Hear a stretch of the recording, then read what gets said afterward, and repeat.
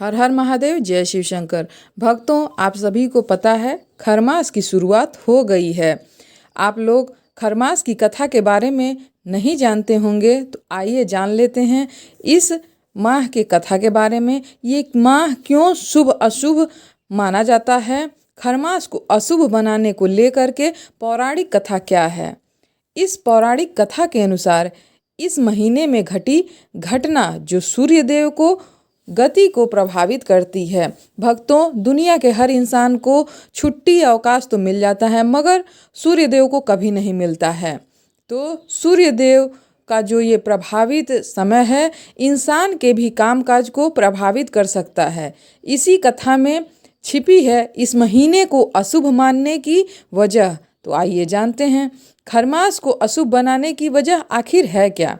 धार्मिक ग्रंथों के अनुसार सूर्य देव उन देवताओं में से हैं जिनके अपने कामकाज से आराम लेने पर पूरी तरह से रोक है, क्योंकि ऐसा करने से पूरी सृष्टि का कामकाज प्रभावित हो सकता है और जो जीवन है उसका अस्तित्व संकट में पड़ सकता है।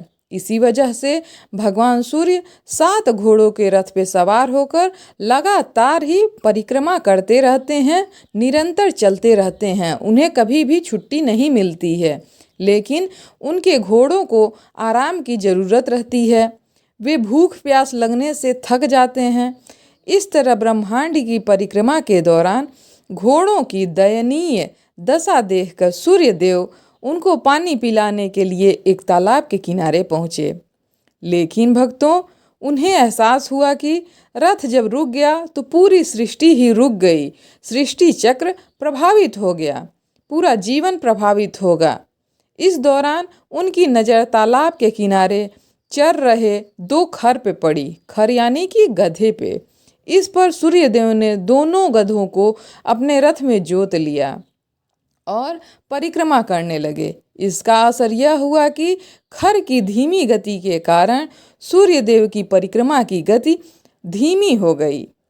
इसी तरह 1 माह का चक्र पूरा हुआ, यानी कि जो खर थे उनको अपने रथ में लगा के 1 महीने का चक्र पूरा किया।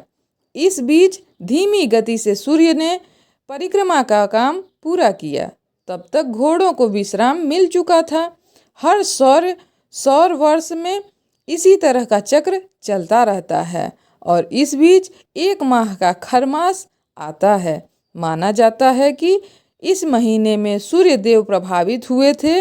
उस महीने का खराब असर इंसान पे पड़ने लगता है। खरमास के 2 शब्द होते हैं, खर और मास। ये मिलकर बना है। खर का अर्थ है गधा और मास का अर्थ है महीना।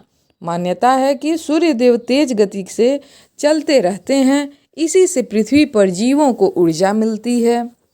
लेकिन धनु संक्रांति के बाद 1 महीने तक गधे सूर्य देव के रथ में जुड़े रहते हैं, जिससे उनके रथ की गति मंद हो जाती है।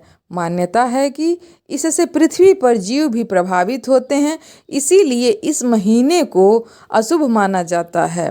यानी कोई भी शुभ कार्य इस महीने के दौरान नहीं होता है, मगर ब्राह्मणों की सेवा, पूजा पाठ करने के लिए, दान दक्षिणा देने के लिए यह महीना बहुत ही उचित माना गया है।